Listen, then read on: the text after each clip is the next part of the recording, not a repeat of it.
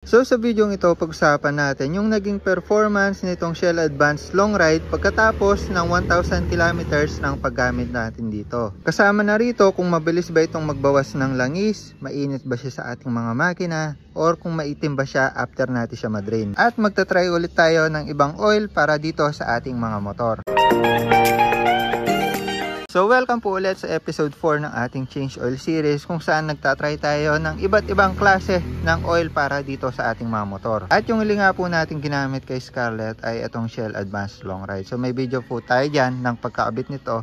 At about naman sa performance, may video rin po tayo. Nag-long ride po tayo sa Tarlac. At para may idea po kayo, naging smooth po yung biyahe natin gamit yung oil na to. Hindi po maingay sa makina at hindi po mainit sa ating mga engine. So ngayon, syempre, tingnan din natin kung nagbabawas ba siya ng langis, mabilis ba siyang umitim. Dahil kung makikita nyo sa packaging po nila, 6,000 kilometers yung kayang abutin nito. So ngayon, nasa 1,000 kilometers pa lang yung nababiyahe natin. Pero titingnan na po natin agad kung nagbawas man po siya, ibig sabihin, hindi reliable tong oil na to. At kung maitim man po siya agad, ibig sabihin, hindi niya po kayang tumagal ng 6,000 kilometers. Unahin na po natin, tingnan yung dipstick. So dito makikita agad natin kung nagbabawas siya ng langis. May level indicator naman po dito.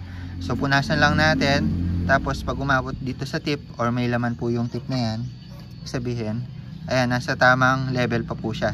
So hindi naman po siya bumaba sa level niya, ibig sabihin, hindi po siya nagbawas. Pero sukatin din natin mamaya. So patong lang natin to, drain natin. So ayan, tumulo na po siya. Para masukat natin ng maayos, lagyan natin papel dito para masahod po lahat. First impression natin, parang medyo maitim na, no? By the way, 800 ml po yung nilagay natin. Eksakto dito sa ating mga motor. Tignan natin kung nagbawas siya. So ito na po yung na-drain natin oil, kung makikita nyo. Parang ang itim niya, no? Pero may explanation tayo about sa pag-itim ng mga oil. Hindi porke mabilis siyang umitim is pangit na siya or marumi agad. Minsan nagiging basehan lang natin para malaman kung kaya pa niyang tumagal ng mas maraming odo or mas maraming kilometro. Pero dito sa Shell Long Ride, ayan, dali natin siya sa mainit. Dito sa Shell Long Ride sa 1,000 kilometers odo, ayan, ganyan na po siya kaitim. Actually may laman pa to na 200 ml natira. Compare natin yung pinagkaiba nila. So ito yung luma natin, lagay natin dito sa papel na malinaw. Ayan po siya, gamit tayo ng middle finger. Dito naman po sa bago or sa hindi pa gamit. Ayan, kung makikita nyo, dagan natin. Ayan, syempre malinaw yung hindi pa nagamit compared dito sa luma, medyo umitim na po siya. So for idea, ganyan na po siya kaitim sa 1,000 kilometers odo. At para malaman po natin kung nagbabawas po siya, salin po natin siya dito sa empty container. Tingnan natin kung ilan yung mahakot natin. So dito sa container, makikita natin na nasa halos 800 ml siya, no? More or less. So ayan, nakapatag naman, nakatayo naman. Pag ginalaw ko, ayan, makikita nyo yung level niya. Ayan, nakatapat naman siya dito sa 800. So more or less, sakto lang. So hindi siya masyadong nagbawas dito sa ating motor. By the way, about sa concept ng pagbabawas, normal po na nagbabawas ng langis yung ating mga motor, pero konti lang. Sa 1,000 kilometers na biyahe natin, konting-konti lang po yung dapat mabawas. Ang hindi po normal is kapag malakas po siyang magbawas. Halimbawa, 1,000 kilometers pa lang, nagbawas na siya ng 100 ml or 700 na lang po yung nahakot natin. Ibig sabihin, either may sakit na po yung mga makina natin or hindi po maganda yung performance ng oil dito sa ating mga motor, kung kaya naman malakas po siyang magbawas. Pero so far so good, nasa 800 ml level yung nahakot natin. So walang problema sa oil na to, good siya.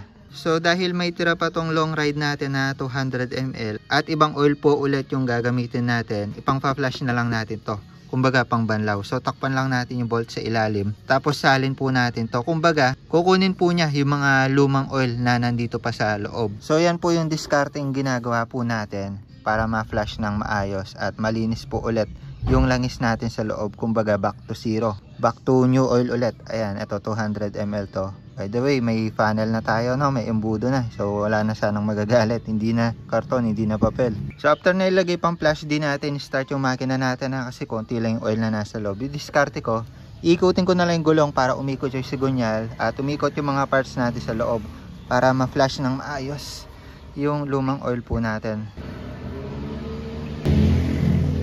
Then syempre pagkatapos, open ulit natin yung drain bolt para malabas na yung na-flush natin or nabanlaw na oil.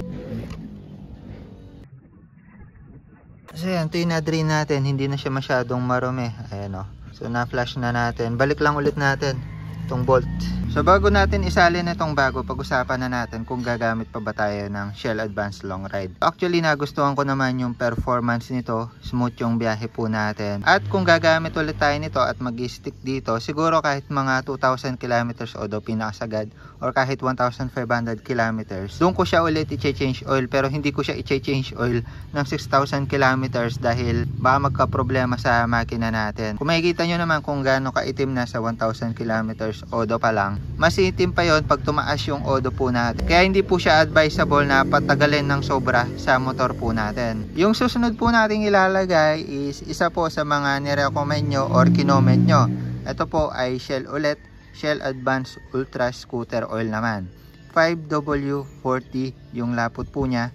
Fully synthetic po ito 1 liter na po siya. Nabili ko around 570 kanina lang sa Shell mismo. So kahit hindi na tayo mag legit check dito, alam ko ipipil lang din to. Tapos pag may lumabas na Chinese characters, legit siya. Pero ito nabili ko naman sa mismong gasoline Shell station. No need na i-open yan. Tapos may manufacture date din dito. APN, SN na rin po ito. So mataas yung quality. Jaso MB, pang scooter po talaga siya. So try natin kung goods din yung performance nito, kagaya ng Shell Long Ride. Ito naman, itatry po natin siya dito kay puti or sa version 3 ng kapatid ko. Isasama na rin po natin siya sa change oil series po natin. Kasi kung malalaman nyo, yung huli po nating nilagay dito kay puti is itong 10W40 Shell Advance AX7. So ito, Jaso MA2 siya. So i-review natin yung naging performance nito. Gawan ko na lang ng bukod na video. So abangan nyo soon yung change oil series na gagawin natin dito kay puti. So base sa inyo, base sa mga subscribers natin sa comment, ayun nga, binili natin siya dahil sa mga comments nyo, maraming bumoto dito. Ito po muna yung gagamitin natin para dito kay Scarlett. So 1 liter po siya, lagay lang po tayo ng 800 ml.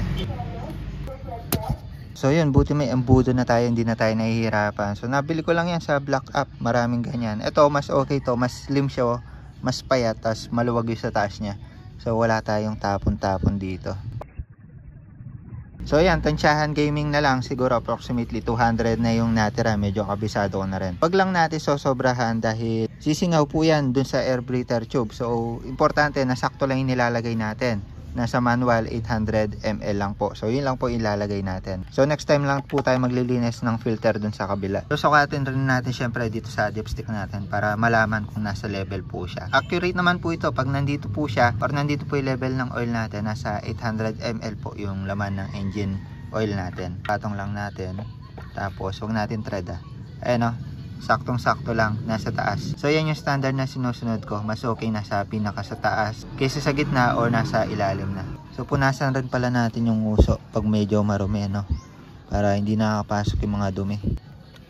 So hand tight lang po yung ginagawa ko dito, no? Hindi ko na po ginagamitan ng tools para kapag gusto kong i-check is kinakamay ko na lang. Kasi pang hand tight lang naman po talaga yan. Kamay lang po yung gagamitin. Hindi kailangan ng tools. Ayan, nireset na po natin. Natanggal na yung oil change indicator. After 1,000 kilometers odo, lilitaw po ulit yun at gagamit ulit tayo ng ibang oil. So pinaandar po natin engine natin para umikot po yung langis na nandito sa loob. Pero gawin ko rin ng isa pang bukod na video kagaya nung sa Shell Long Ride about sa experience natin sa biyahe natin, sa long ride natin, kung smooth din po ba siya, hindi mainit sa engine po natin, mga ganong bagay. Para may kwento ko po sa inyo yung experience natin sa paggamit ng Shell Advance Ultra Scooter o 5W40 dito kay Scarlett natin. At abangan nyo po yung susunod na episode natin sa oil change series. Kung may oil pa po kayo na alam na smooth sa ating mga engine, maganda sa ating mga motor, comment nyo lang po sa comment section at kukompile po natin yan.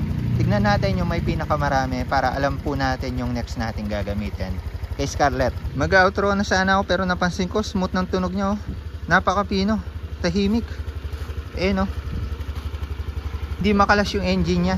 Pero yun, by the way, outro na tayo. So yun lang muna para sa video na ito. The more click, the more you know. Shell Advance Long Ride Review at paggamit nitong Shell Advance Ultra Scooter Oil. Abangan nyo yung susunod. Bye bye.